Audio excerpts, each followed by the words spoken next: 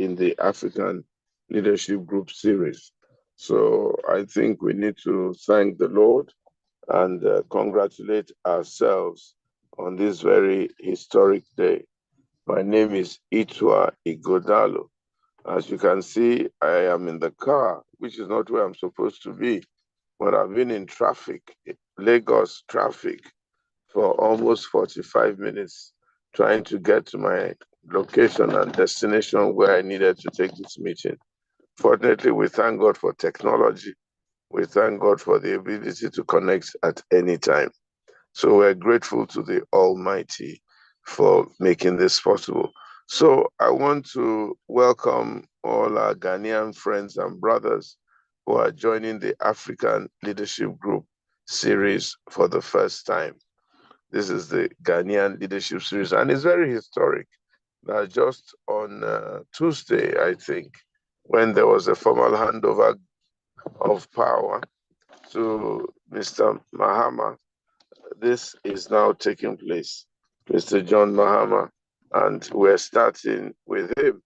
I do wish him all the best, and I pray that his tenure will bring about the much needed leadership that Ghana needs, the much needed development that Ghana needs, and it will also serve as a sign and symbol for other African states and other African leaders. I'm sure we are all aware that there's a bit of a renaissance in some parts of Africa. Some of our leaders, Niger, Burkina Faso, and somewhere else, I think they've pulled out of the West African Union, and they are sort of starting a new thing. And the content is to see how African states and African countries can stand on their own 2 feet. And that's very, very important, because you find that the Western states are not really our friends as such.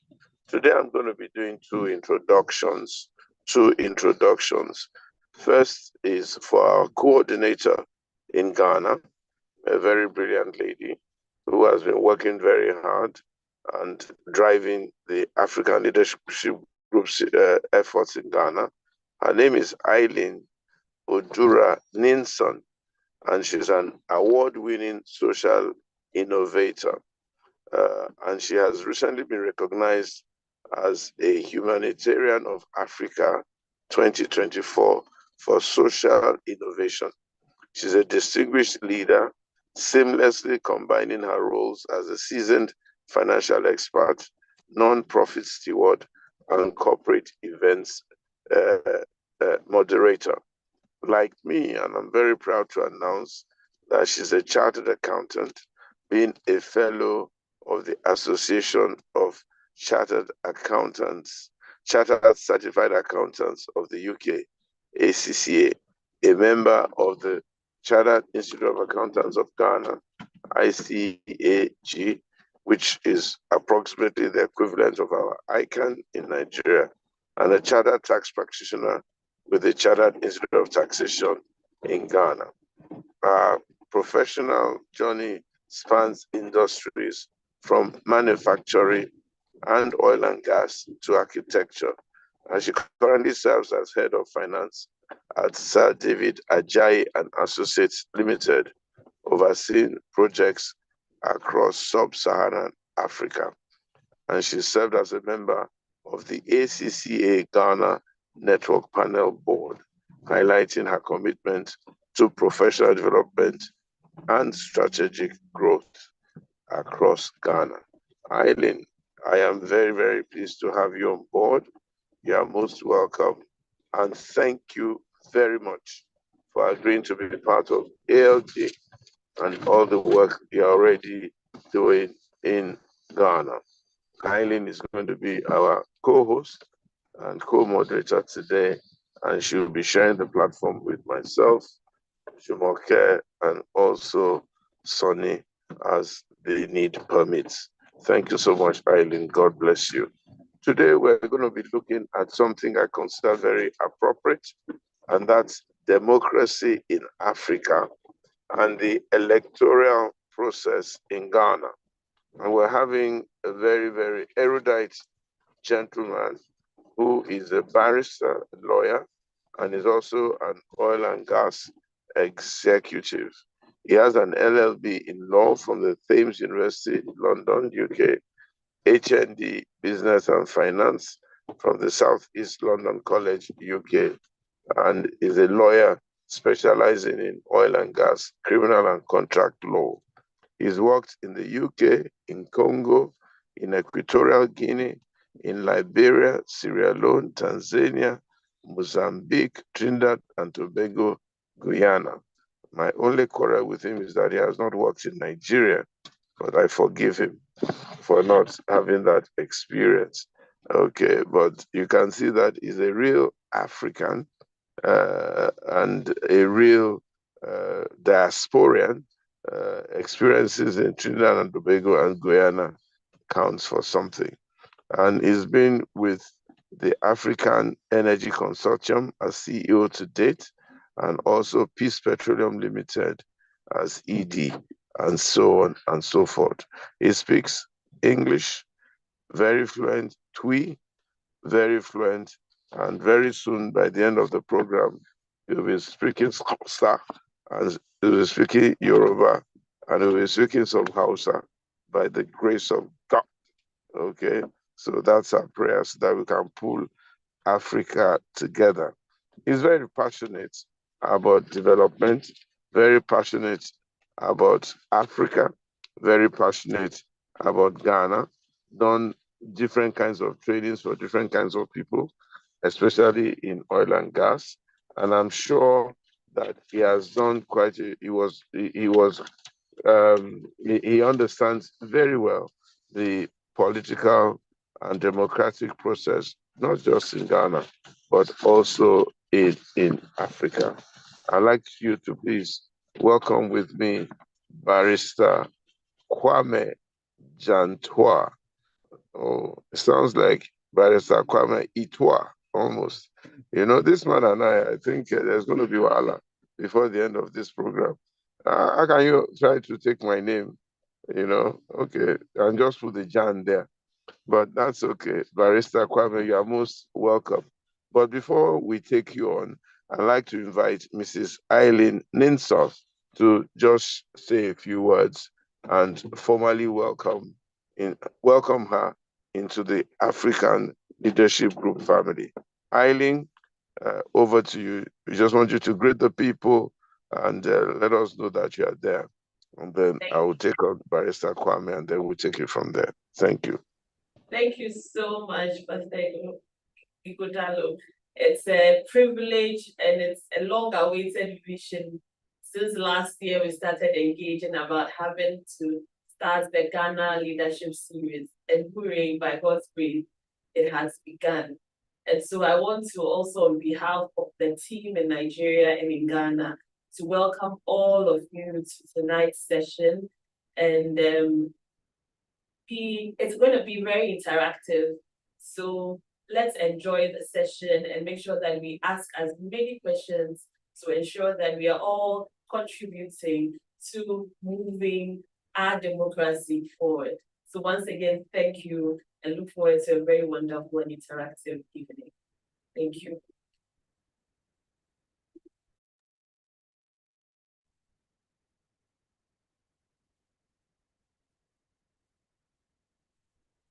Hello, sorry, I'm just arriving at my destination, so I'm trying to get myself a little bit comfortable.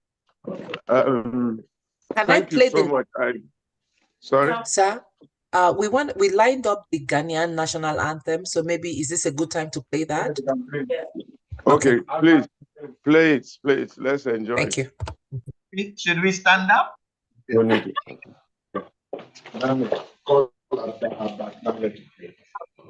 Can I ask Albert Name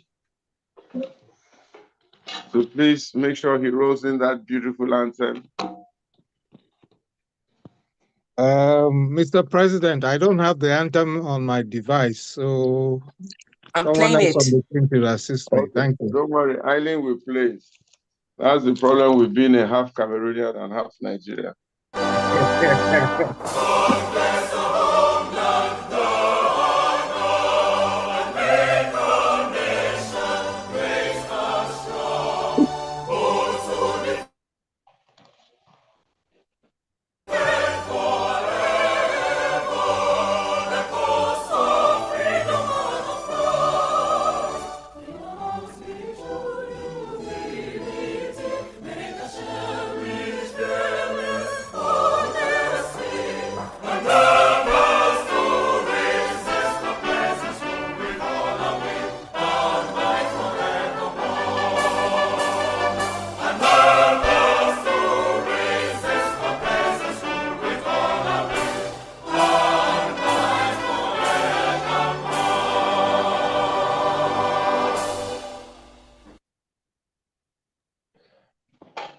Up, Ghana.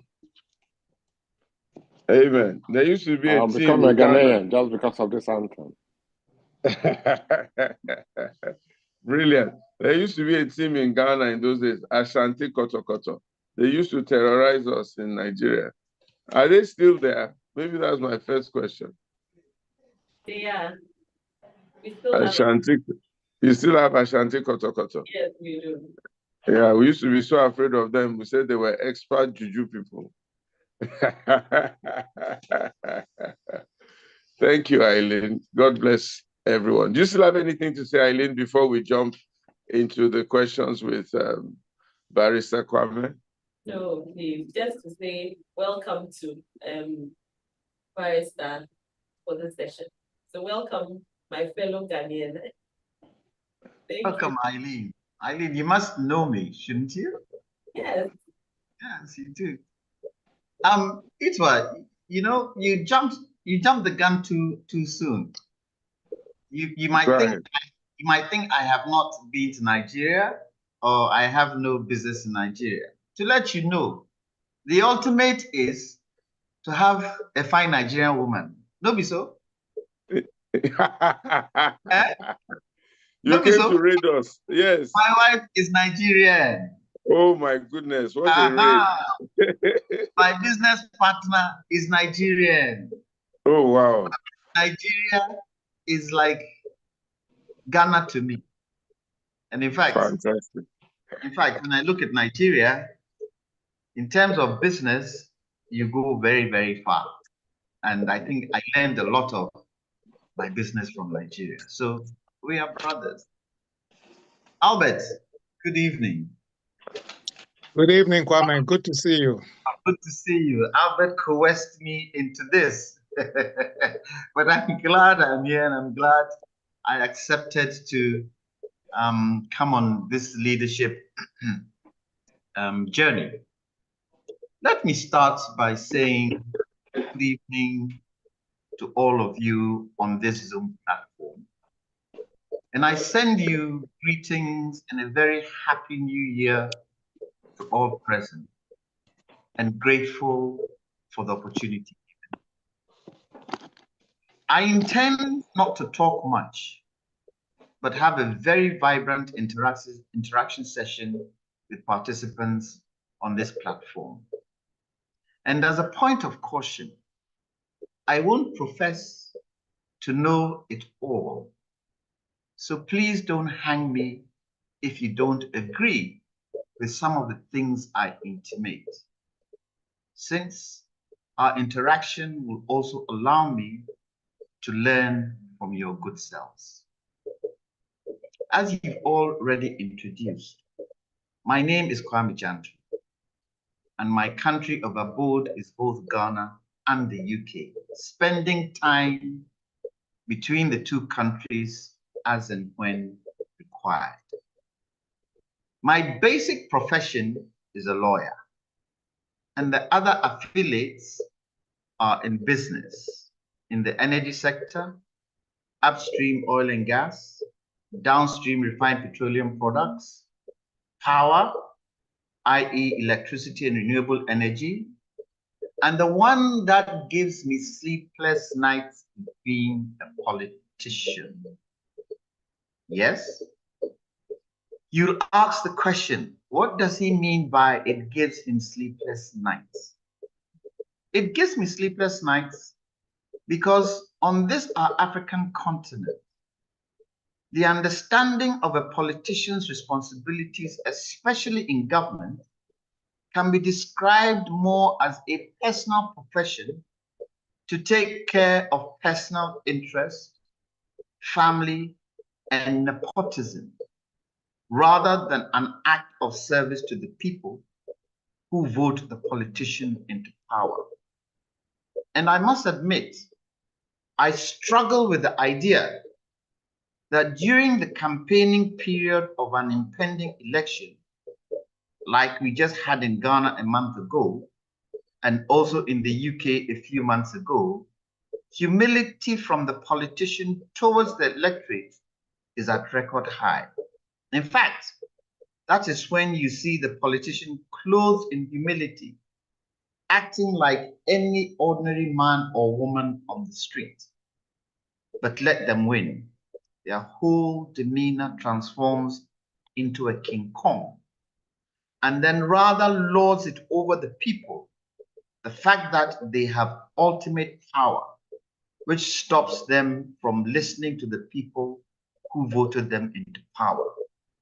They abandon their manifesto to a large extent and execute their real intention and motive, which most times don't rub well with the majority of the people, but rather benefits a small few and party comrades and members. And don't forget, there is buying of votes by the highest bidder in money and material things, and a bevy of insults between politicians, which mar the true message from various political parties to the electorate. And to make matters worse, the media, which is the fourth estate of the realm, compete for sensationalism of such acts on their medium because they feel it sells the station.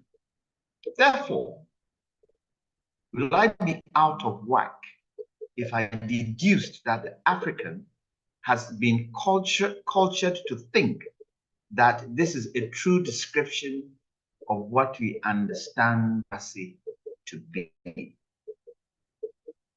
Let me try and proffer what my understanding of the tenets of democracy are, which I can describe as a system of government in which power is vested in the people through free and fair elections, and is made up of several elements, and would like these pointers to be open for discussion when we interact. Number one, voting. Regular, free, and fair elections are held to choose leaders and representatives, ensuring that power is transferred peacefully. So the question here is, has Africa achieved this? Two, protection of individual rights and freedoms. Democracies should protect the rights and freedoms of individuals, including freedom of speech, assembly, and the press. Question, has this been achieved in Africa? Three, rule of law. Democracies are governed by a set of laws that apply equally to all citizens, and leaders are held accountable for their actions. Can Africa boast of this? Four, separation of powers. Power is divided among separate branches of government, such as the executive, legislature, and the judiciary, to prevent any one branch from becoming too powerful. Is this true in Africa? When you look at Ghana, local government is in the hands of the executive, and the constitution states 50% of ministers should come from Ghana's parliament. How then does separation of powers really work in such a situation? Five, accountability and transparency. Democracies have mechanisms in place to hold leaders accountable for their actions and government decisions, making processes should be transparent. Is this true in Africa? 6, the people, most important bit of all. Citizens are encouraged to participate in the democratic process through voting, public debate, and other forms of engagement. How feasible is this in Africa? Is the right to vote extended especially to all, especially our rural folk? And the fact that citizens sometimes get fed up of politicians doing their own thing than serve them, especially burdening the country with debt, so sometimes decide not to exercise their fundamental human right of voting. And that was a huge precedent in Ghana's just ended election. Number 7, and I'm sure we will discuss it when we come to the interaction stage. Number 7, independent judiciary. An independent judiciary is essential to ensure that the rule of law is upheld and that citizens' rights are protected. Is this true in Africa? Is the judiciary independent? When, for instance, in Ghana, the president nominates all judges. Number 9, checks and balances. Democracies have built in checks and balances to prevent any one person or group from abusing power. Does this work in Africa? Do we find that presidents and politicians abuse power, although there are checks and balances? So a situation in Ghana where the president has too much power in nominating everybody. How does checks and balances work? Number 10, respect for minority rights. Democracies protect the rights of minority groups, ensuring that their voices are heard and their interests are represented. In Ghana, we tend to have some kind of a balance. Just recently, we had the Ghana card, which we use as an ID card, and foreigners are also encouraged to get a Ghana card. So on that particular score, I think where minorities are concerned, Ghana is one step ahead of most African countries. Number 11, which seems to be one of the major issues that can create a lot of mayhem. And this has got to do with an unbiased electoral commission. Sometimes the electoral commission can side with government. And in Ghana, for instance, because the electoral commissioner is nominated by the president tends to nominate someone he is very familiar with. Sometimes he even gets, and in this electoral commission, we have got party members being nominated by the president. When it now comes to an election, there's a lot of uncertainty and ruckus as we experience in the just ended election. Because in 2020, the president's vote from 2016 to 2020, first 4 years, was nearly 1 million votes. 2020, his votes were cut in half. Parliament was cut in half. They had majority in Parliament 2016 to 2020. In 2020 to 2024, it was equal 137 opposition, 137 majority, with one independent. And that independent had defected from the president's party to stand as independent because the president wanted somebody else to stand in his stead, and he didn't agree, so went independent and won.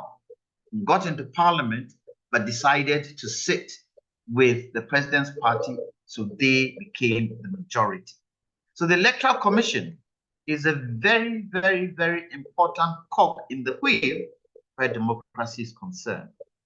The elephant in the room with all democracies has got to do with the strength of the country's constitution.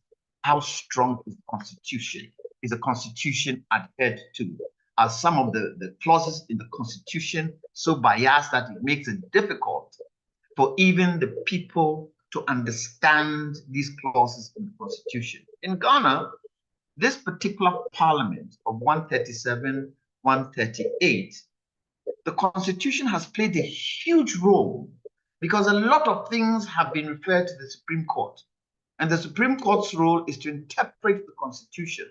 And because of that, it has made it easier for people to understand the constitution better. And you would see from this understanding, it has reflected in the election that just finished. I believe these elements work together to create a democratic system that is fair, accountable, and responsive to the needs of all citizens. But especially in its operation, do we see that as true? In Africa, the path to democratic governance has been long and fraught with challenges, although some countries have managed to establish relatively stable democratic systems. When you look at the African map, there are countries with conflict. Some are intense, some are serious, some are sporadic, and there are those that are free in terms of practicing democracy, some partially and some not free. Therefore, with the antecedents of democracy in Africa, can we blame our situation based on the fact that it has been shaped by our colonial history, post-independence struggles, and various social political dynamics, taken into account? The post-independence governments often experimented with different forms of governance, ranging from authoritarian to socialist ideologies, military coups, where in the 1990s, multi-party democracy and constitutional rule seemed to be the order of the day. However, the question to be asked, is this system foolproof without uncertainties? Ghana as a case study. Ghana, as a case in point, has emerged as a beacon of democratic constitutional rule and governance for the last 32 years and counting, taking into account the just ended elections held on 7th December 2024, which brought back the opposition party with a huge majority in parliament compared to even numbers in the last election. As I said earlier, 137, with one independent sitting with the governing party. And now 186 to 84 for the opposition, now the ruling party. And there are reasons for the dynamic which can be discussed. Now, as I said, the opposition party in the last government, that is the NDC, now have a super majority of 186 parliamentarians. The party that was in power, the MPP, only have 84.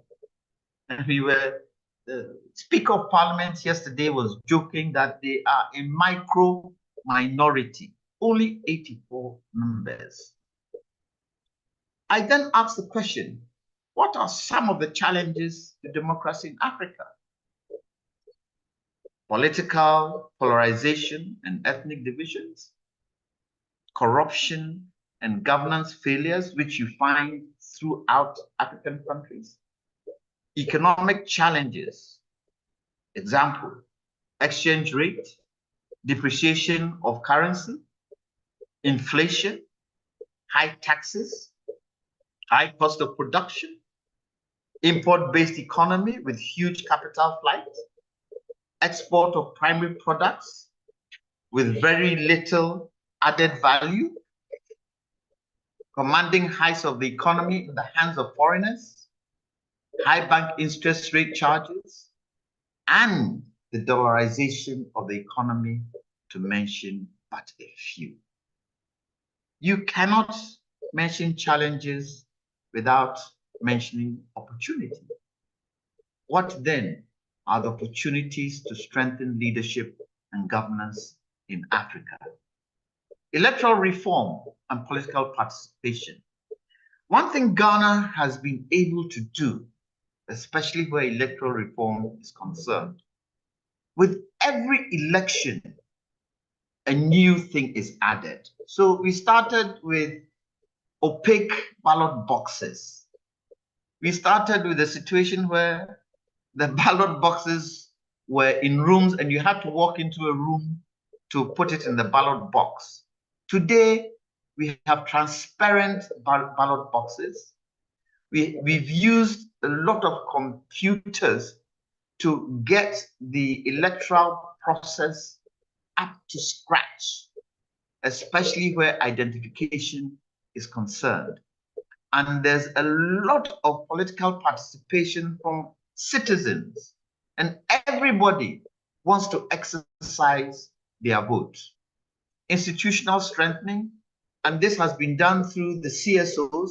We have a strong CSO community in Ghana in the different sectors, especially where elections are concerned, and they have called for reforms, and every year Parliament passes laws to strengthen institutions to do with democracy and governance. Youth engagement and empowerment. A lot of Ghana's population is youthful. I think nearly 75% of Ghana's population is youthful. And one of the challenges with the youth is the fact that they don't have the time to wait. And it expressed itself very much so in the election that just passed. And I will come to that election after I give this presentation. Anti-corruption measures and good governance. Anti-corruption has been a huge challenge for most countries, especially even Ghana, because you tend to find that politicians still try to buy votes, not only with money, but with material goods. And sometimes they do it openly for people to see. And you tend to get the electorate demanding from politicians because they've gotten used to it. It's become a culture for them, and they demand, if you don't pay, we don't vote for you. And that is a situation that we will try, and we are trying as much as possible to curb. Interestingly, in this election, we didn't see much of that in this particular election, for reasons which, when we come to discuss Ghana's election, I will try and make some pointers there.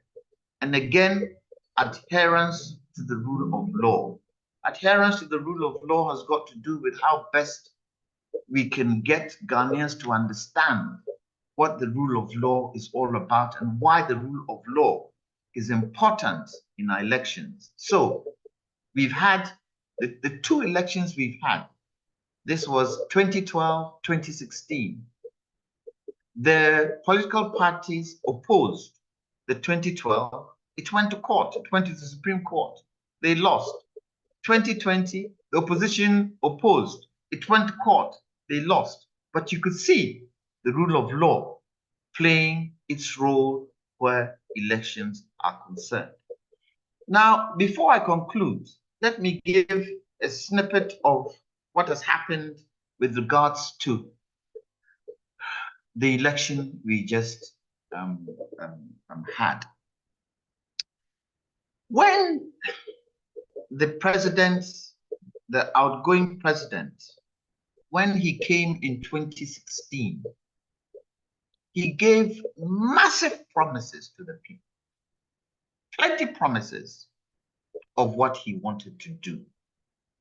The people were sick and tired of John Mahama's government because of the constant, and I'm sure you've heard what we call it, the constant lights out, we call it doomsday here.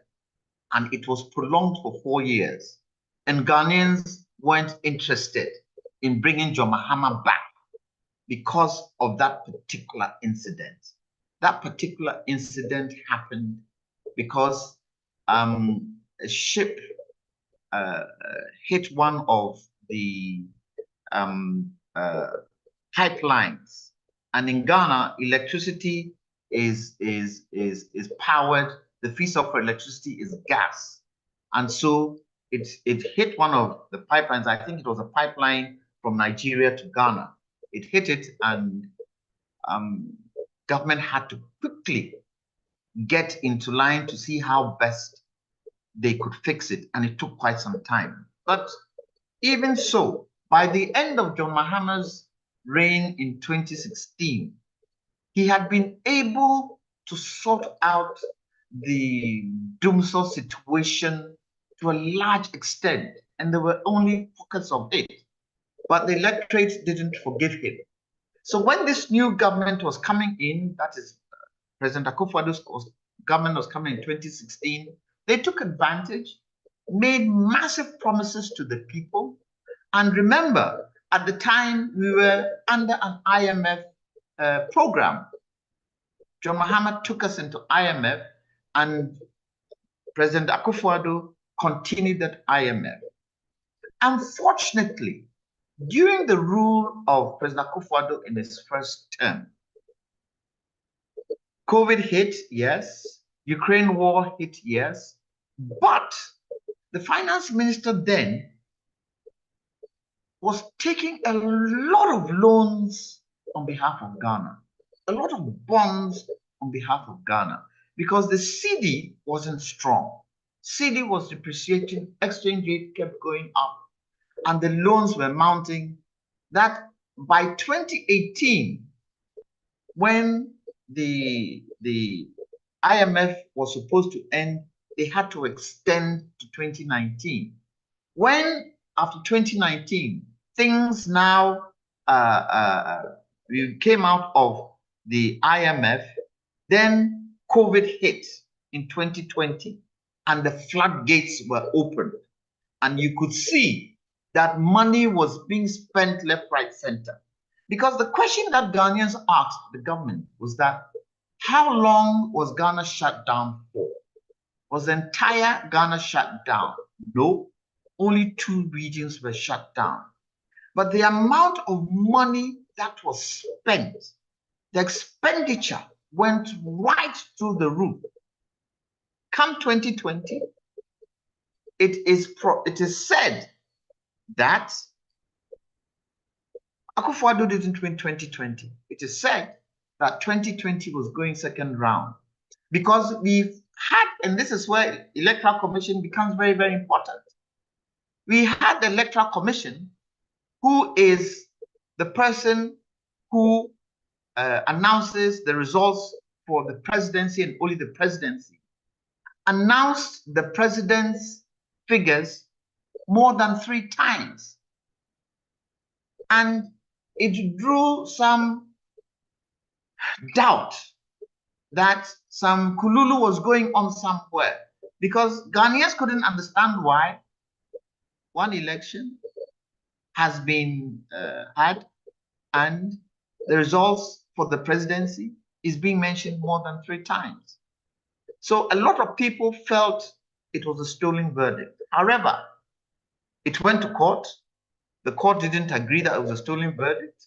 So Ghanaians let bygones be bygones, opposition let bygones be bygones. Unfortunately, with the second rule of the akufo-addo government, they weren't listening to the people. Conditions were very difficult for Ghanaians. Exchange rate was through the roof. Inflation went up by 54%. The depreciation of the cedi, and food was expensive. This was 2022, 2023, come 2024. And the beauty about it all was that Ghanaians were warning the government, look at the economy, look at the economy, look at the economy. And they weren't getting the right answers from government. So come election 2024, akufo-addo's government was very, very, very sure they would win. However, for some of us, their campaign message was not on the economy. The campaign message, and this time President Akufo-Addo couldn't stand. He had stood for 2 terms, and in Ghana, any leader can stand for only 2 terms, and that's it.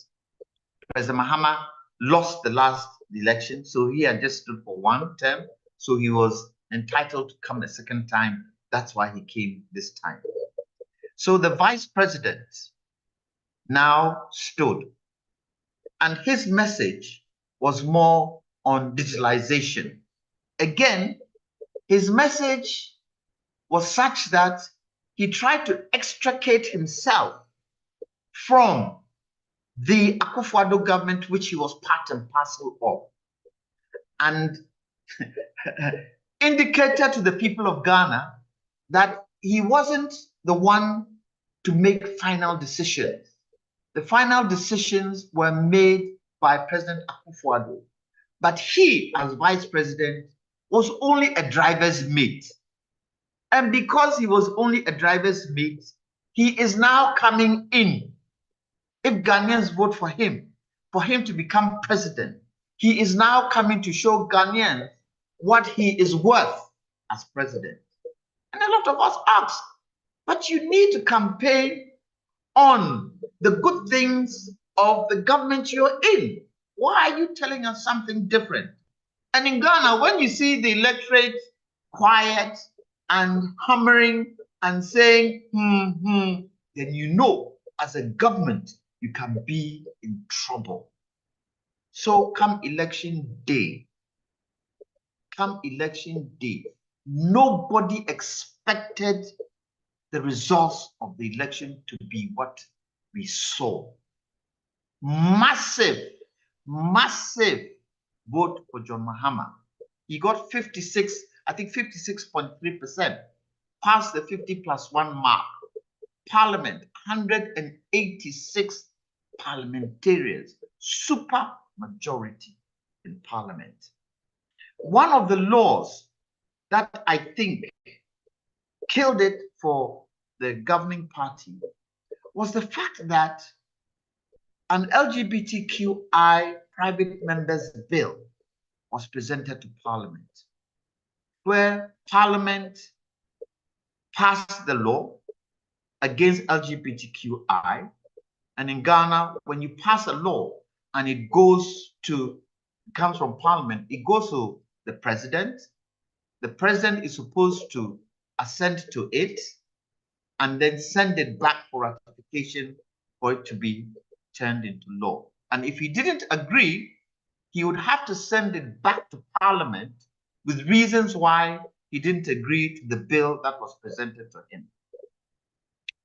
Fortunately or unfortunately, some people had taken that particular bill to the Supreme Court for interpretation, because they indicated that Parliament didn't have a right to move on such a law because it was the fundamental right of gays and lesbians.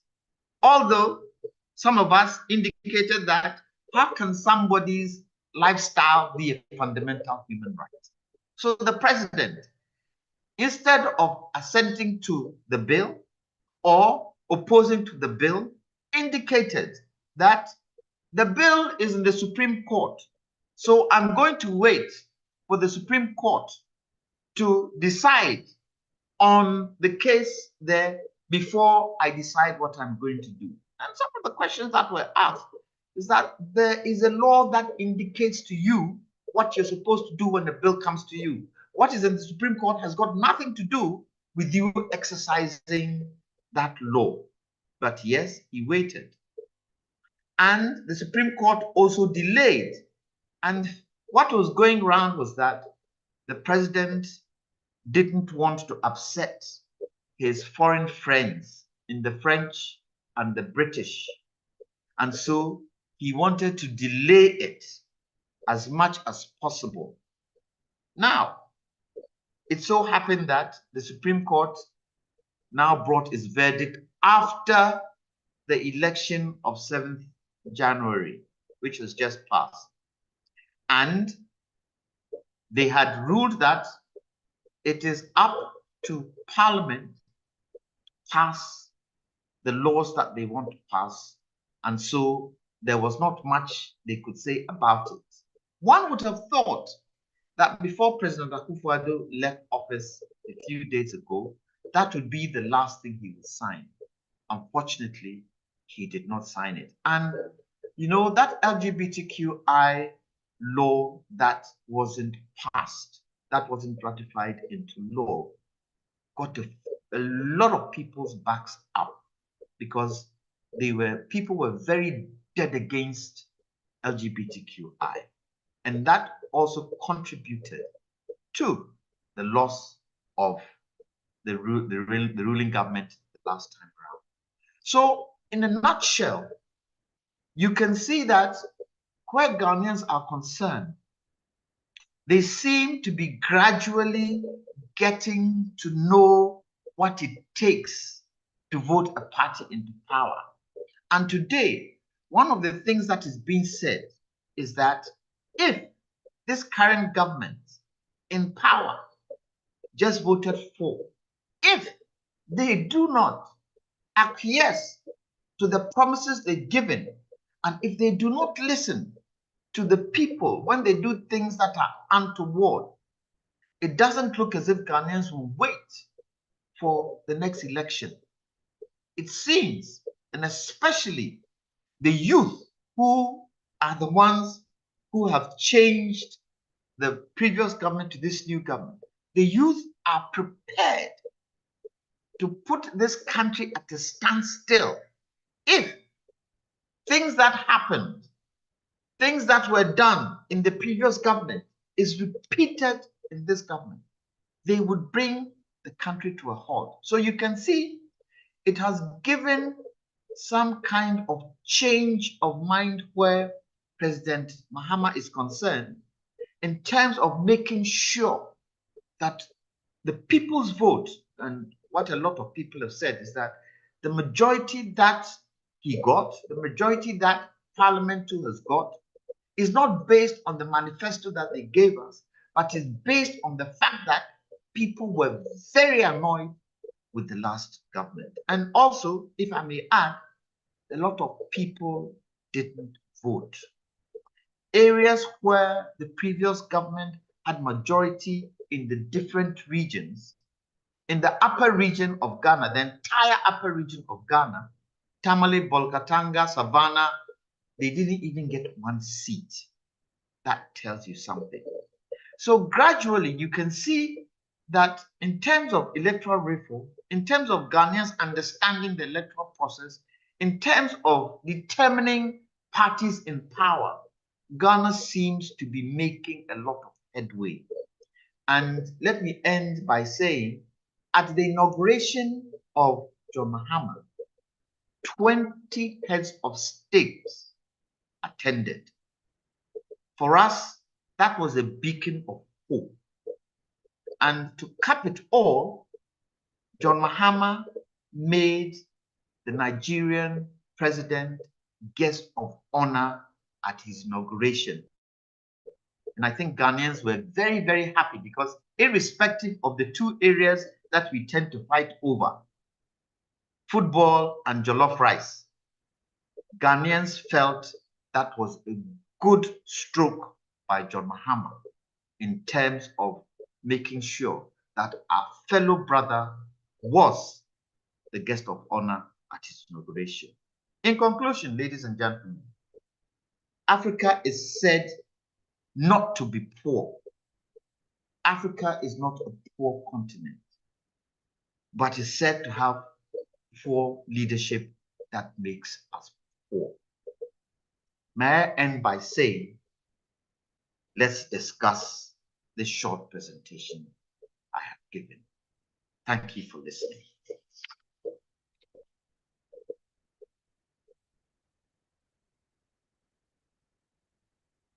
I hand over to you, my namesake, Mr. Ituah, or is it Eileen who I hand over to?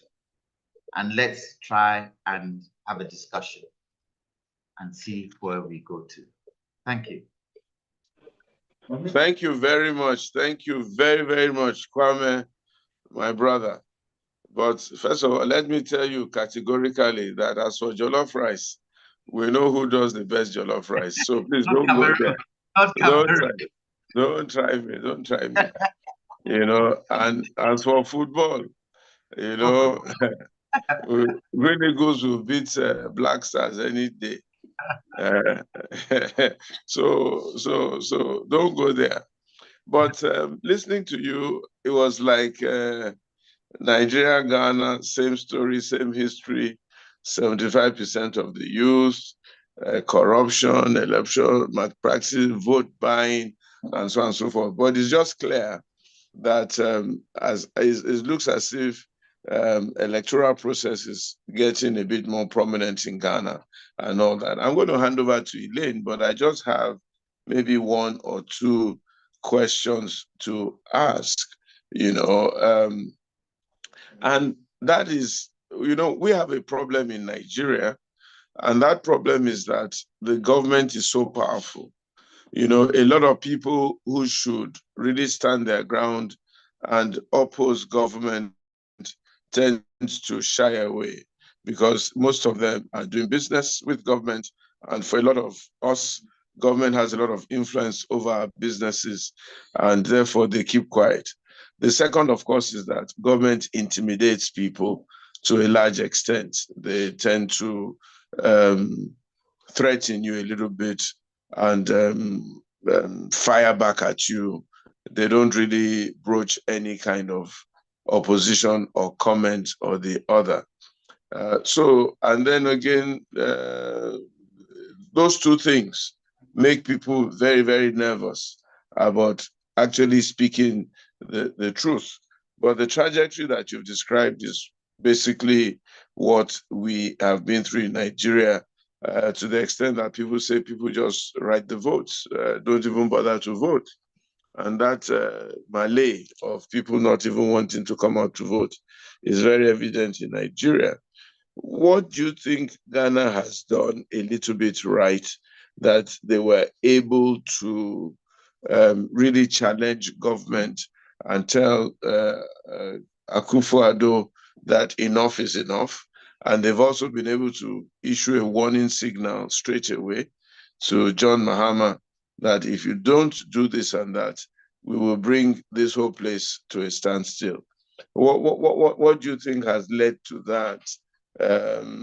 And what do you think other African nations should do to try and improve their electoral process?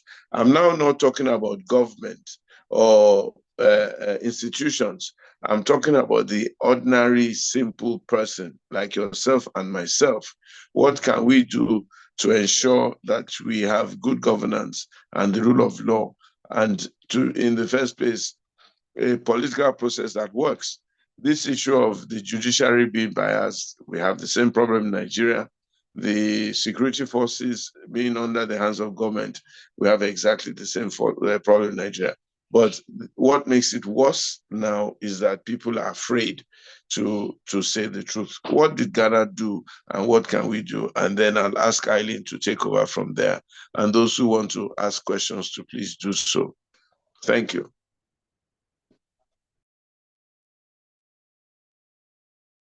I think you are muted, so please try and unmute yourself. Please unmute him, Olu, from the back. I think one of the major things that has helped Ghana is the free media.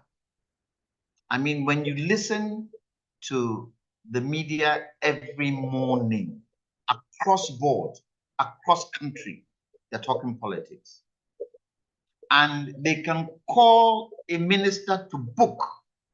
If things are going wrong, they will call the minister, they will call the person in charge and question that person on the media. Yes, sometimes some people find it difficult. I wouldn't say we have much intimidation from politicians. Yes, in some areas they can intimidate, especially when the youth decide to go on demonstration. We've had a few demonstrations where, yes, police have intimidated demonstrators. But in terms of politicians, sometimes what they do, they would not bring development into your region. But even that, the media and CSOs, we have a strong CSO, civil society grouping in Ghana, and they hold to book government. I think that has helped. I think the fact that we've been able to understand some of the laws, we've been able to understand the Constitution to some degree, and we hold the president. And a lot of questions have been asked the president, which unfortunately he has not answered and did not answer. But it didn't stop people from asking. People were able, in terms of local government, go down into the suburbs, go down into the regions to make sure that the ordinary man could understand what was going on. And especially where food inflation rose through the roof, it affected everybody. And one thing that even affected most Ghanaians was illegal mining, which we call galamsey, the legal mining of gold, which has affected our water bodies, which the president had promised to put his presidency on the line to be able to solve it. And Ghanaians got very, very annoyed. And you had the unity of the media, the unity of professions, the unity of Ghanaians asking questions to government that you need to solve this galamsey issue. And the galamsey issue wasn't only Ghanaians, it was funded by politicians. You realize that the politicians were the ones who were even engaging in it, even right up into our forest reserves. And Ghanaians were talking. You couldn't shut them up.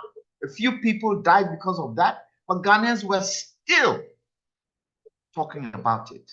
And I think that particular way of looking at things has helped the Ghanaian and has put the politician on his toes. And it is so evident in this last election that if you mess with us, if the people who have the power, you don't have the power, we have the power, and we shall deal with you. Remember, the difference between Ghana and Nigeria is in numbers. The entire population of Lagos is the entire population of Ghana.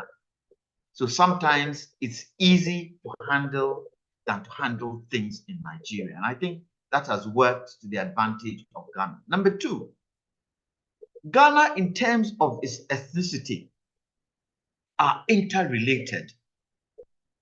You get different ethnic groups marrying. But most importantly, the secondary school type of education has helped, because you have friends who come from other parts of the country who have been able to come into the secondary school system and have been able to interrelate. And those relationships have gone on for years. And it is something that has helped and held Ghana together. Apart from that, in terms of language, the Akan language seems to be one language that a lot of Ghanaians understand. So communication hasn't been too much of a problem. In Nigeria, you have a federal state, we have a unitary state, which makes it easier in terms of comparing what is happening in different regions and different parts of the country. So I can bring it down to some of these things, and the fact that we have a situation where we expect government to stick to what they have come in to do by their manifesto. And people read the manifesto, look at government, look at how government is financing projects, look at the corruption rate. I'll give you an example. The President akufo-addo, had indicated, I think, was it 2018, 2019, that he had prayed to God, no, 2017, he had prayed to God that if he lets him win the election, he would honor him with a cathedral. and he won the election, and then now went on to honor God. But that was a personal agreement between he and God. It wasn't a personal agreement of country. But then we find that country now is funding that project. Now, in funding that project, he takes a very prominent part of the country, of Accra, prominent, where you have some colonial houses, where you have judges living, where you have some diplomatic core people living, and breaks all that place down. All that place down, breaks it down, saying that he's coming to build a cathedral. Puts a team of clergy together as the board, only to find that he then uses $58 million of Ghana's money, and the only thing that can be seen there is a big hole. When it rains, it turns into a swimming pool. And to date, the president has left and not a pillar has been built. And it made Ghanaians very, very, very angry. And it was one of the issues that Ghanaians discussed on radio, in bars, in restaurants, on the streets, in taxis, in moluwas, on Okadas. Ghanaians were one, indicating that how can the president spend $58 million of Ghana's money to dig a big hole? And right now, the whole place is desolate. As to what is going to happen to the place at this current moment, we don't know. And people are calling for the head of the president and the finance minister to come and explain what went wrong. So you can see that there is some unity within Ghanaians in terms of how governments run the economy and in terms of things that are expected to be done. And when you look at the last election and you look at this election, it shows that Ghanaians were working in concert to make sure that if a government comes in and doesn't do the right thing, they are punished. And Ellen, if I left anything out, I'm sure you can contribute because you're part of parcel of it. You hit the nail right on the head, and I saw that there was just the general apathy in the system. People were tired. They felt that their concerns were not being listened to, and so the only way they were waiting for was to get to the ballots and vote the party out. Because for them, if all their concerns were falling on deaf ears, then the only way to exercise and to show that indeed we want you out is the use of the thumb. And that is exactly what Ghana did. So all the concerns, all the issues you raised were just as it is. And so it was just a matter of time. There were even protests. If you recall, there were a lot of protests I think last year. A lot of institutions were going on strike. We're talking about the public service workers. And it was all in the bid to get governments to listen to their heartfelt cries. Even with the issue of PSHS was also a huge concern. And even after, in recent times, we are still hearing about the issue of lack of food and the need to review the policy. And all these things were things that Ghanaians were expecting that the government would retake a look. They were not saying that it was not a good policy. They were just saying that there was a need to have a review of the whole program. But as usual, still some of these things, there were some bits of political talk because it felt as if Ghanaians didn't want the policy, but we just wanted a holistic review of the whole program to see whether it was sustainable. Because as it stands now, still some schools are not getting the resources to be able to manage. And now I think, as of this week, I saw in the dailies that some schools were being asked, were telling the parents that they should make sure that when their wards are coming to school, they should bring food. because the schools cannot be able to provide food for them. So you hit the nail right on the head, and there's a lot of things. I mean, it just had to do with the posture of the government. It was more of like an arrow they had posited that this is what it was, and in quotes, it seemed like it was an arrogant posture, and they were not ready to listen to the populace. So that's my comment in there. Right. Yeah. Okay, so we have a couple of people whose hands are up. I would want to call Ralph Bello. Please, you can unmute your mic and then let's have your question. Thank you very much. I'm calling from Houston, Texas, USA. I've listened attentively to the good presentation by my friend Kwame, detailed and analytical. I do have one question for him in terms of his suggestions regarding appointments of electoral officers or judges.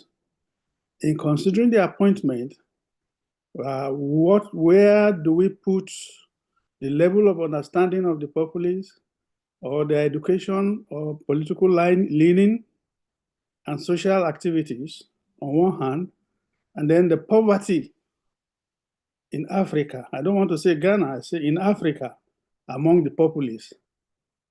Where do we strike the balance? When you put these two things into consideration, and then you have only one man, a very powerful man, that does the appointment, and nobody can say anything. Is there a way you think we can get somebody else? The Constitution says he has the power. Is there a way, considering those two aspects, we can actually come out with a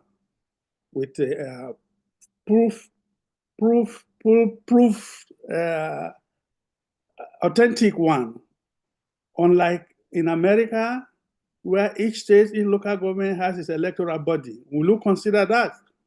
Having an electoral body, consider those two factors also, or just one body that we have in Africa? Thank you very much. It's nice listening to you. I appreciate you. Thank you, sir. In order not to forget the question, what we're doing in Ghana, the suggestion that has come out is for constitutional review. So today, President Mahama has indicated that they are going to review the Constitution. Remember, in 2012, the Constitution was reviewed. 989 pages of the review.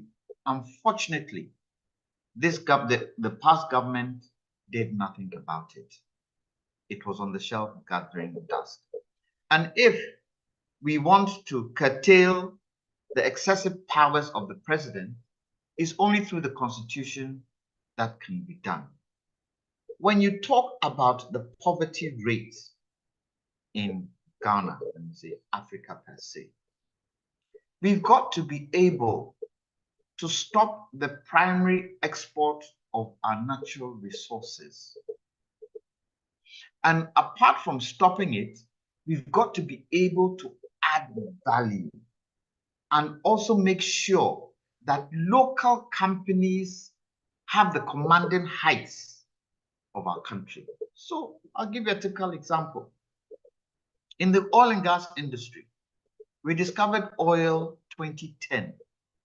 The idea was that GMPC, which is our national oil company, will become an IOC within 10 years. And because of that, revenue that we were getting from our oil production, a certain percentage will go straight to GMPC, which would quicken them to become an IOC. And we wanted them to become an IOC so that local companies too can be part and parcel of the oil industry. And one of the areas that some of us were preaching to government was that where onshore is concerned, because it is said that 3/4 of Ghana's landmass is covered in oil and gas.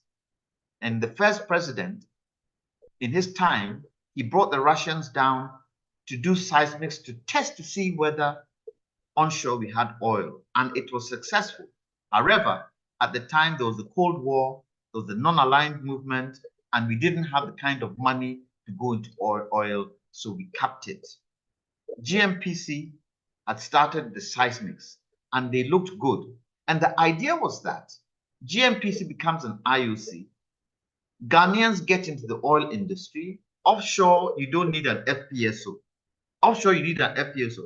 Onshore, you need pipes and tanks that Ghanaians could afford, which would then bring Ghanaians into the oil industry.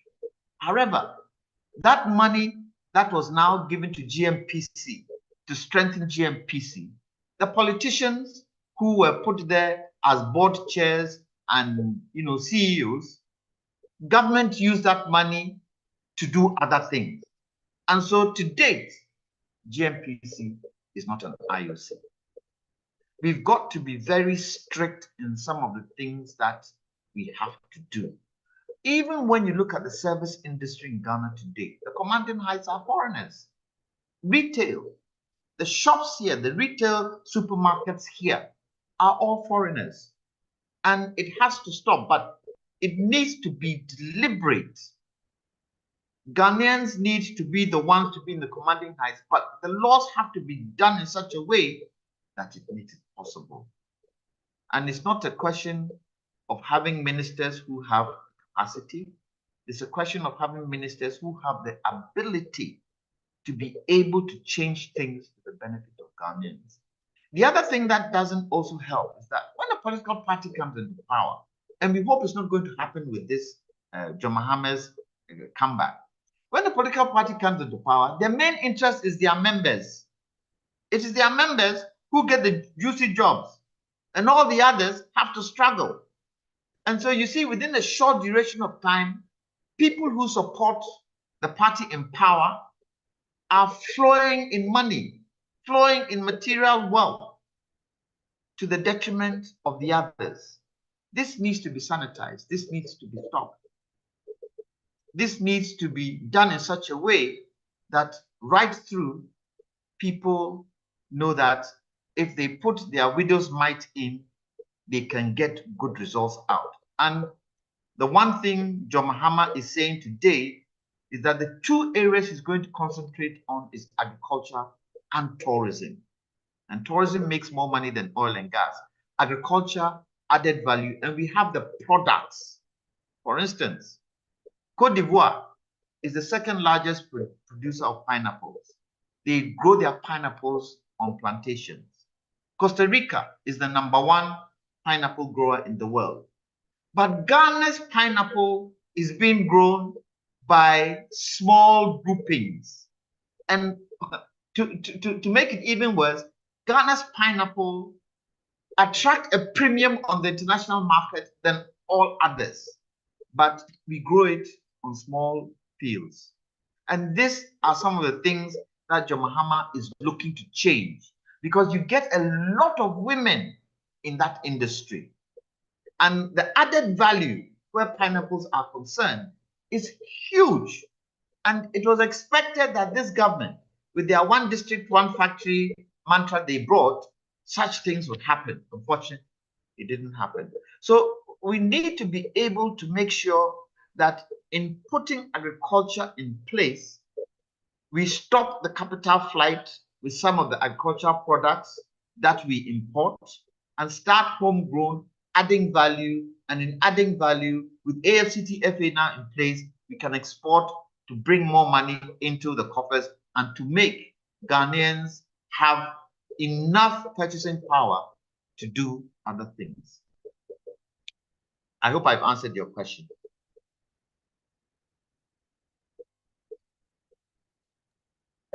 Laura. Yeah, thank you, sir. All right.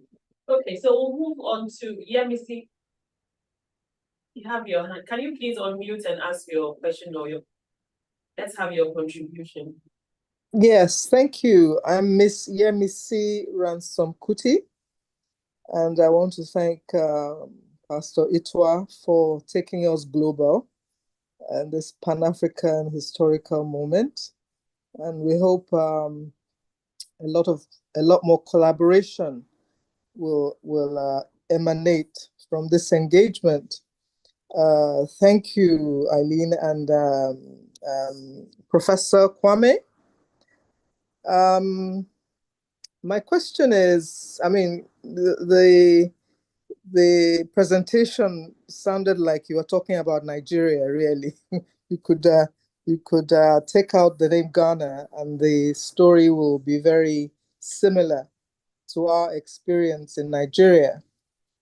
My question is, you sounded like the judiciary in Ghana appeared to be a lot more credible in terms of determining election results. I want you to confirm whether that is so. And it also seems to appear that the electorate in Ghana are a lot more engaged and they appear to trust the judicial process a little bit more than we do here. So I want some clarification whether that is so and why it is so and what lessons we can learn to make our electoral process a lot more inclusive. And also, the political parties, we have a lot of challenges with the political parties here. The democratic process within the political parties that gives them the strength and the capacity to monitor their party officials, to present a more robust opposition, to play a more robust opposition role in terms of holding the government in power accountable. So I love your thoughts on that. And once again, thank you very much for your very erudite presentation. Thank you. Thank you, Yemisi. And let me start from the last question to do with political parties. Currently, we have two strong political parties in Ghana, the MPP and the NDC. My political party, which is the CPP, which gained independence for Ghana, at the present moment is very weak. And you find that the smaller parties don't tend to have kind of strength that the two major ones have. Unfortunately, the two major ones have also helped in the demise of the smaller ones by trading, giving them money here, money there, money here, money there. And you know, where politics is concerned, political parties is concerned, is got to do with having adequate finances. In Ghana, the president needs nearly $100 million to stand for an election because they need to finance a lot of things. With this election, the opposition learned from the last election, so they were extremely vigilant. Both the opposition and the party in power have their own infrastructure in place to collate the figures coming in. And so, with this past election, the MPP candidate, flag bearer, conceded before the Electoral Commission even indicated that John Mahama had won, because they had an effective system in place, both political parties. And for us, we think that is a plus. Apart from them, the media also have their own system of collating the figures as the figures are coming in.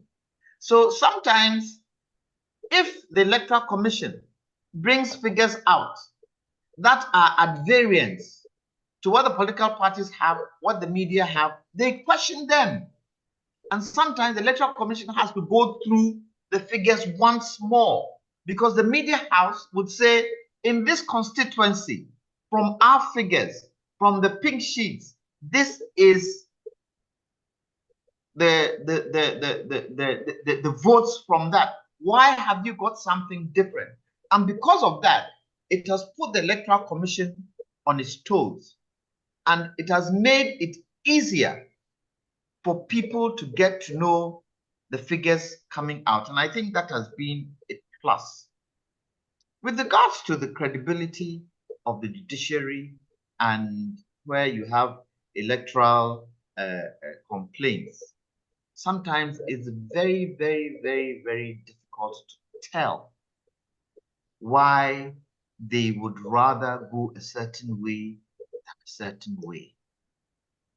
And sometimes they come out with their verdict and the people are not in agreement with the verdict, but the people don't want to rock the boat. The opposition leader or the person who has sent it to court would not want to rock the boat because they know if they rock the boat, it can cause mayhem in the country. So they say, let it be. If that is what the Supreme Court is saying, let it be. And it has happened 2012 and also happened 2016, where John Mahama took the election to court, and based on the verdict, although they weren't happy, they said, let it be. You see, in Ghana, elections have come to a point where it is not a do and die for the flag bearer. Yes, they will try their possible best to do some untoward things. Like even in this election, it was seen extra ballot papers were found already stamped. But from the vigilance of the media, vigilance of the opposition, vigilance of Ghanaians, they weren't able to do what they wanted to do. So that has also helped. But in terms of the judiciary, we are not too sure. In terms of when they decide on a particular case, yes, they tell us how they've decided it and the laws they've used to decide it and the reasons why they feel the person who has brought it to court is they can't accept. Sometimes we question, but let bygones be bygones. We say it's 4 years and the thumb will decide. And you then find that in the next election, the thumb really decides against the other party. Your last one was on, and I didn't get that question quite right, was electoral engagement. I'm not sure what you meant there. If you could repeat that second question. Let me see. Yes, I wanted to know whether, I mean, it appears that the electorate is more engaged with the political process. They seem to be more excited. They seem to turn out to vote and possibly hold the electoral institution. We have our INEC. I don't know what's the name of your institution. They seem to be more vocal in wanting to hold those processes, those institutions accountable. So I wanted to know how you managed to get that kind of excitement, that kind of awareness and education in the electorate to have that happen. Now, with this particular election, quite a lot of people didn't go out to vote, especially in President Akufo-Addo's stronghold in the Ashanti region. And those who went out to vote, nearly half of those who had voted for President Akufo-Addo in 2020, nearly half of them voted for President Mahama. It was the arrogance and the annoyance of the way President Akufo-Addo had governed that made them do that. But quite a lot of people didn't go out to vote in this election. But Ghanaians do it. And it looks as if gradually, with all the reforms we've had in the electoral system, it has made it easier for Ghanaians to understand what elections are all about. But this particular vote, this particular election, not a lot of people, especially in the opposition stronghold, went to vote. Although we were preaching that everybody should go out and vote. Everybody, John Mahama, even my party, everybody should go out and vote. But the massive vote came from, are they called the millennials? Is that what they call them now? The young people, the youth. most of the votes came from there. The universities, the young people in the universities, they were sick and tired of the lies of the akufo-addo government and just wanted to turf them out. So those young people actually went out to vote. But I think Ghanaians are gradually beginning to understand what it means to have a fundamental human right to vote. And they don't care about any intimidation. They will face you with any intimidation. You can't come and intimidate them and think that they won't vote. That is even when they will even come and vote in their numbers to prove to you that you don't have the power to stop them from exercising their fundamental human right.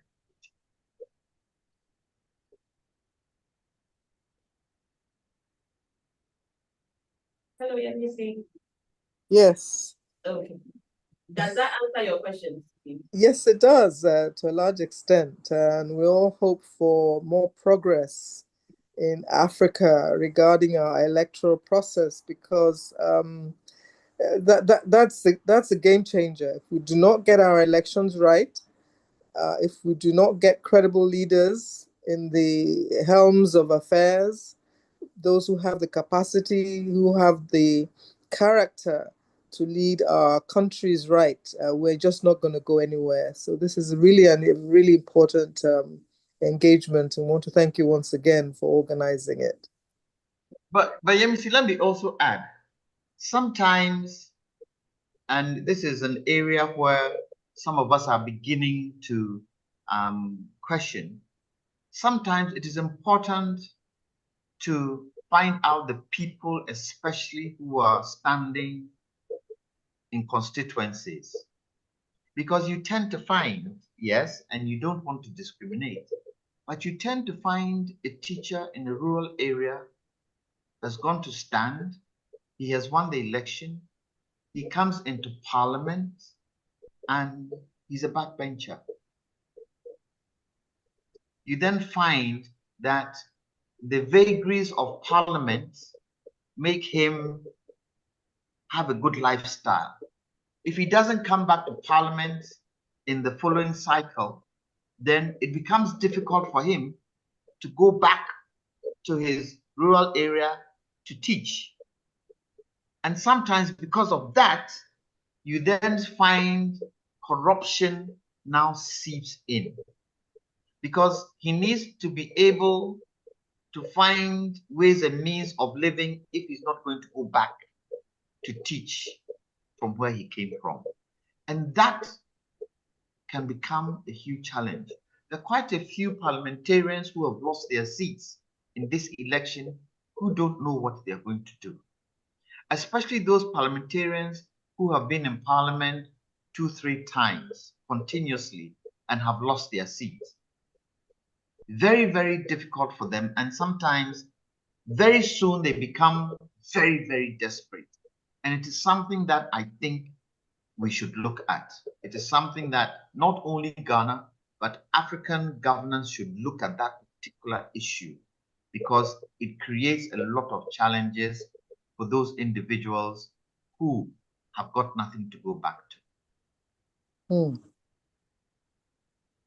Well, more work for us to look. I mean, there's so many challenges. The educational system is not producing the quality of citizens that would have the capacity, the interest, and the wherewithal to go into politics. There's a lot that we need to do. So I think we shouldn't despair too much. That's one thing I always preach to those of us who are in this space, that we've come a long way, but we still have a long way to go. And we should not be comparing ourselves to democracies that took like 200 years to get where they are. And we see them still messing up big time. The American elections are always very illustrative of how democracy can go awry, even if it's been there for a long time. So we should encourage ourselves, and I think a lot more organization within those who have the interest, the capacity, and some ability to influence. Pastor Ituah always talks about elite consensus and the collaboration that needs to happen. I think a lot of us are still working in our little silos. I think a lot more coming together and forming a strong movement that is non-political but can affect and effect changes in our society must happen. Thank you again for coming to us today from Ghana. We'll take our last question from Prof. Mike. I hope I got that right.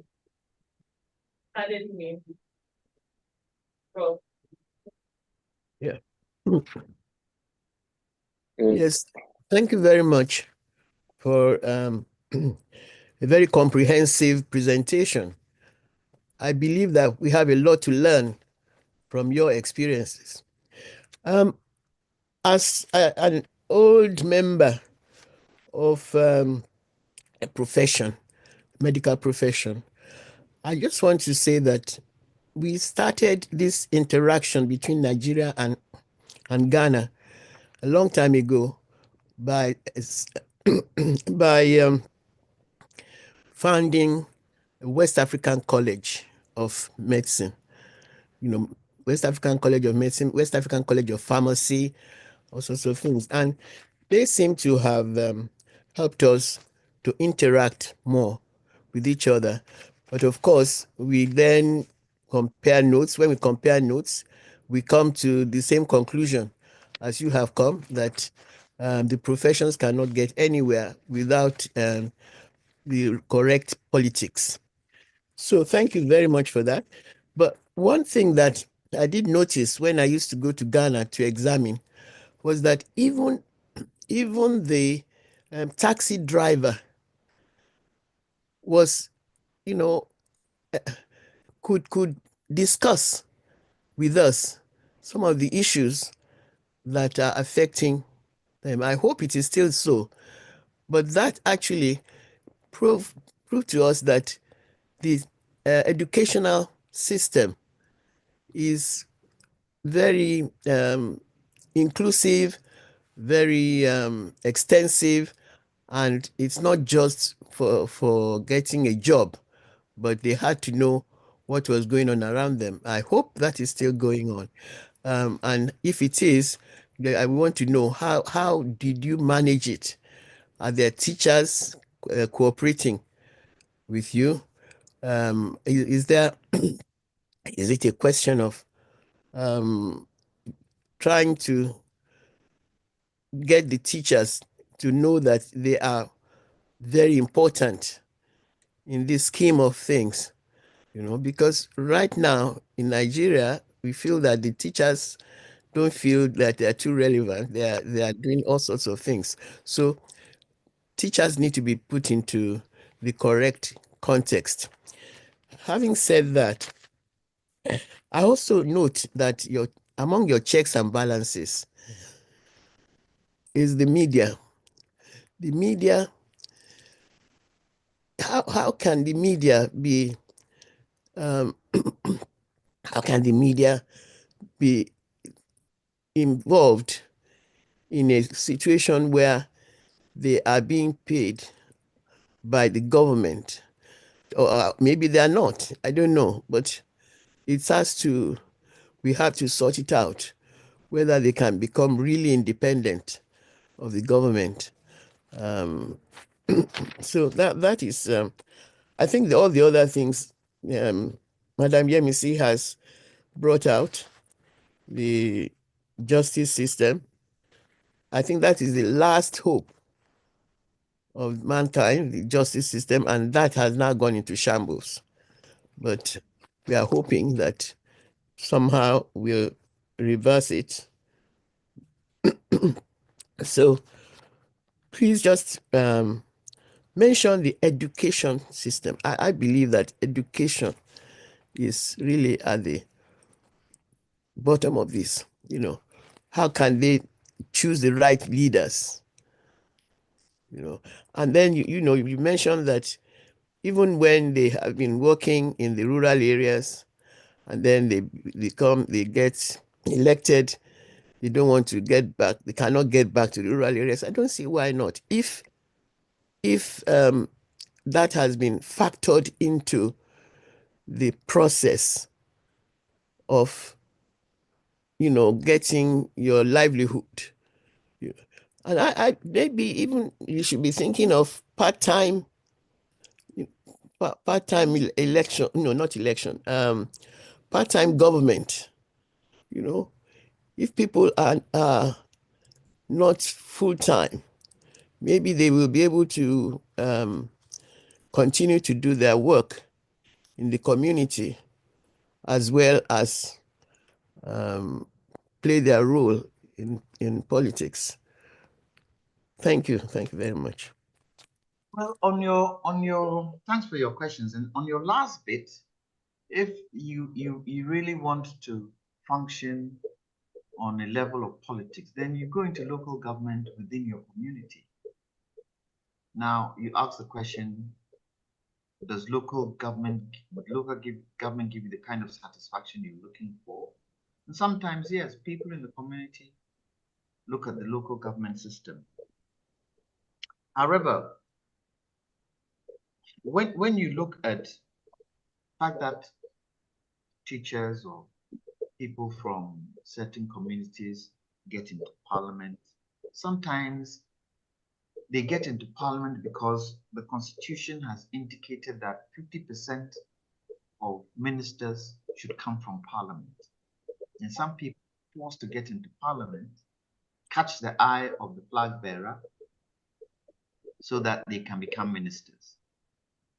The mindset that Ghanaians have also realized is that it looks as if politics is more of a profession than a service.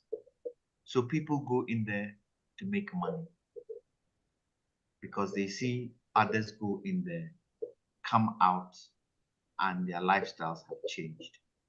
That kind of narrative we should be able to change, because really, politics isn't the place to make money. Politics is a place to serve people. And not unless that mindset changes, it can become very difficult. But you need a sacrificial leader who is prepared to change it. So far in Ghana, the only sacrificial leader we have got is Kwame. All the rest, they start sacrificial but end up having a lot of money from politics. And it is something that we should try and change. With regards to the ordinary Ghanaian, I think one thing that has helped the ordinary Ghanaian to be so adapt to politics is social media. The social media conundrum has really, really helped in the education of politics, because everything is on TikTok.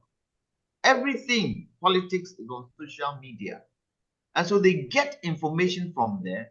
They come and then they do phone-ins on radio, and what they hear on social media, they now bring it on the phone-ins and tell the host of some of these phone-in programs, this is what we saw on social media.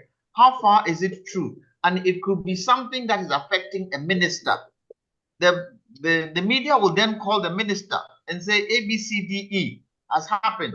And gradually, you tend to see that it sanitizes some of the things that the politicians do. But yes, Ghanaians are very, very, very adept where politics is concerned. I think next to their wives and husbands, that is the second thing they talk about, politics. You go anywhere, over drink, over food, over whatever, they are talking politics. I must say it's a good thing. The best thing that has come out of that is that the young ones too have seen it, but they have seen it in a more radical way than the decades, before them. Now that radical way can go elsewhere if things that they expect to be done are not done, and it is something that we should try and look at. But I sometimes park my car and get into a taxi And because I'm on TV all the time, the first thing the driver starts talking to me about is politics. Sometimes I go on the trotro public transport. I go and sit in the public transport. People look at me and say, what's this man doing here? But then you just want to hear what people are saying. And you realize that what the people are saying is exactly what happens when elections come. You see in trotro, and nearly 50% of people in the trotro will say, this government, they are out. We're not going to vote for them. ABCD is what they've done. XYZ is what they've done.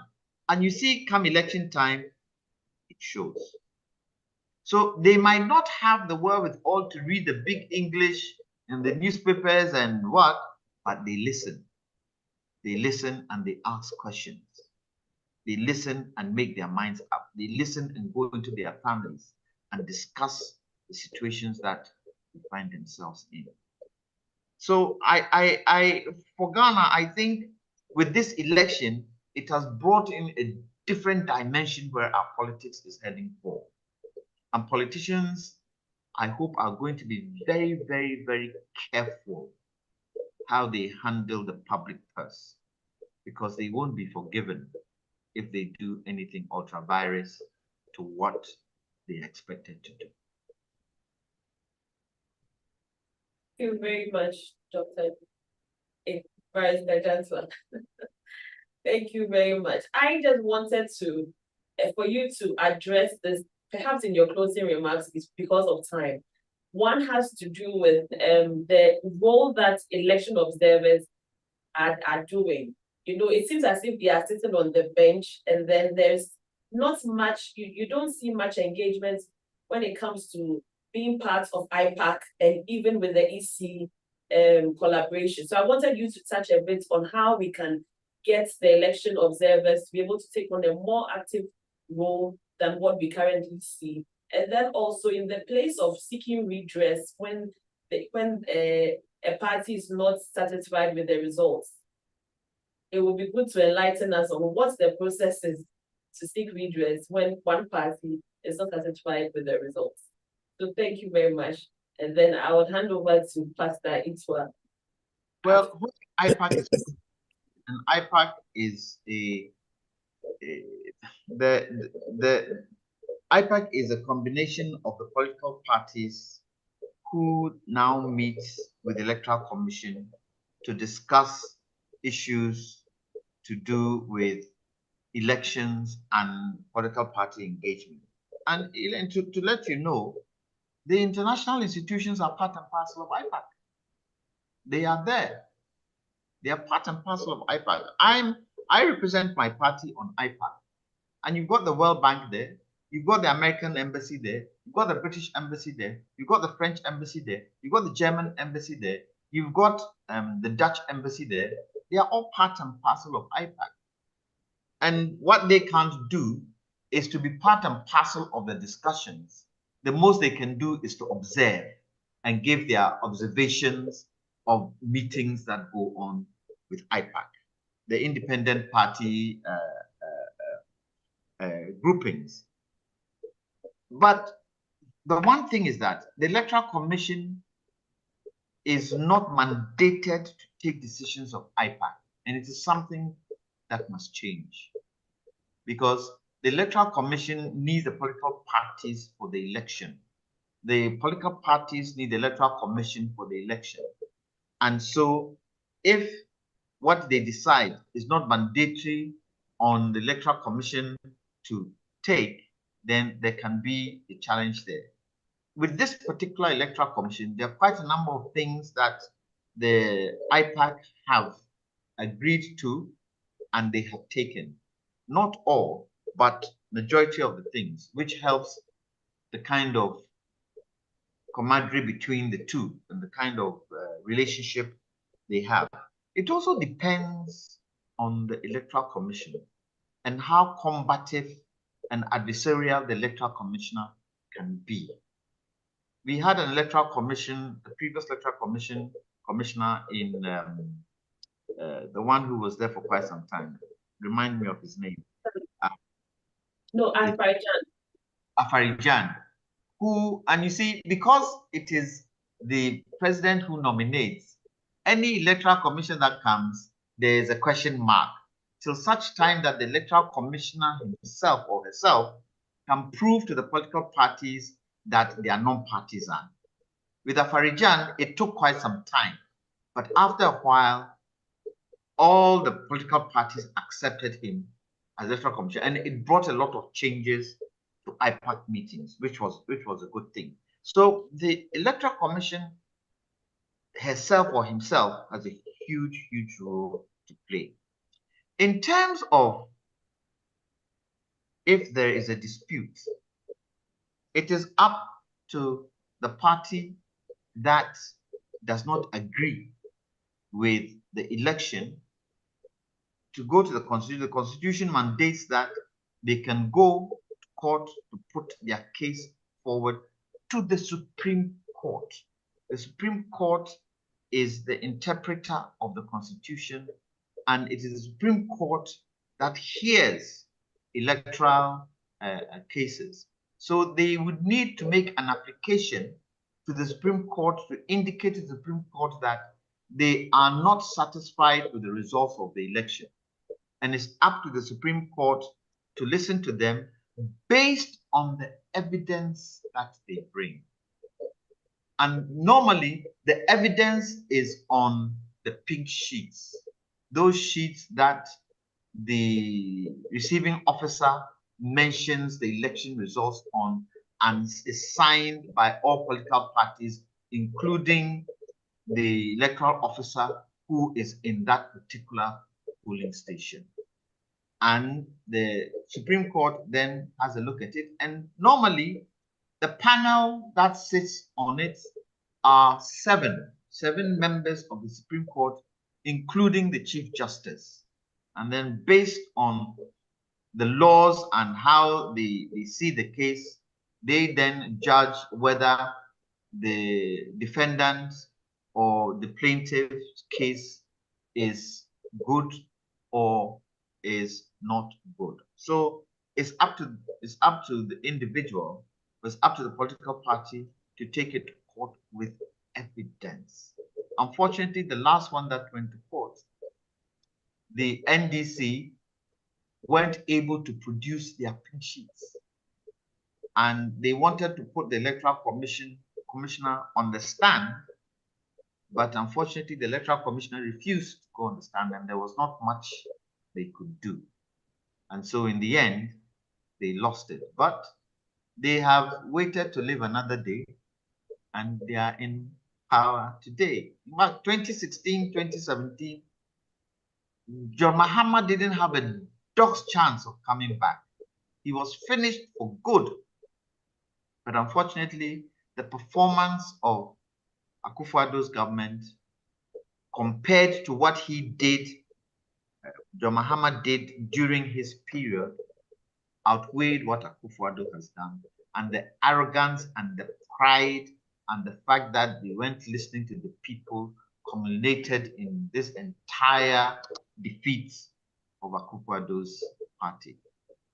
And so be it. But it's a lesson that John Mahama should take and work on, because if he goes down that route, the same thing that has happened to akufo-addo's party can also happen to the NDC. But we pray that isn't so, because it would create a huge crisis for the country, because we are bereft of effective political parties to lead.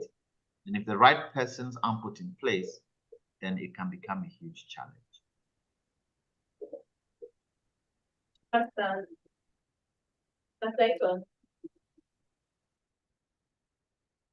Hello. Thank you so much, my brother. I think you've done a wonderful, excellent, outstanding job. And I think it's the Nigerian jollof that you ate that made it possible. So I'm really grateful. And of course, the Nigerian wife that you have. So it's the Nigerian part of the whole show that we're seeing. But thank you so much. And I think with people like yourself and so on and so forth, there's hope for Africa. There's hope for Ghana. My only suggestion is that Ghanaians must also really, really stick to their guns, and ensure that we have reiterations that bring out the best and support the best. So I want to thank you very, very much. I want to thank Eileen for masterfully directing the questions and answers. I don't know if Sonny is on the platform, Jumoke. Maybe they want to give a quick shout out before we close. Those are my co-conspirators, and there's a man called Olu Victor who does a lot of back office. I want to thank Professor Grange, my sister, Mrs. Ransom Kuti, my brother, Mr. Fadile, or Colonel Fadile, retired, and Lara Gruje, and all my co-conspirators. Thank you so much. And also to welcome a lot of our brothers and sisters who are getting on this platform for the first time. Tola Johnson, I see you. Thank you so much. Baya Akiola, all the way from the UK. Thank you so much. I want to thank Afu. I want to thank Charles. I want to thank Ajwa, Linda, Michael, and so on and so forth. Don't let me get into trouble trying to name everybody. I'm just happy that we could make this happen. And we look forward to other encounters at about the same time every week by God's grace. Kwame, when next you are in Nigeria, make sure that we catch up and we see, okay? And then, okay, you know, what's your wife's name, if I may ask? Caroline Harper. Sorry? Caroline Harper. She's from Lagos. Caroline is your wife? Yes, Caroline Harper. Caroline is my sister now. You know Caroline? Very well. You know David? David and I we all went to the same school, ISI. I know David. Huh? You also go to Greg's? No, King's College. Who's going to go to Greg's? Please, I beg. Don't try me. I was testing you. Well, I think David went to ISI, and David and I, we shared professional. I know Barbara. I was with Barbara over the Christmas. We are to. They're my family. We're very close. I don't see Caroline much. I think she's in the UK also, mainly. But David and I are brothers. Okay. So it's a small world. Very, very tiny world. So I'm happy to meet you. So you owe me money, in fact. I don't know whether I can give you my phone number here so that at least you can send me a WhatsApp. Okay, go ahead. It's 0223 plus 233. Yeah. 244. Yeah. 116633. 116633. Okay. Plus 233 244 116633. Okay. Anybody who wants my number, yes. I will message you. Please give Caroline my deep love and deep regards. And the Lord will bless all of us in Jesus' name.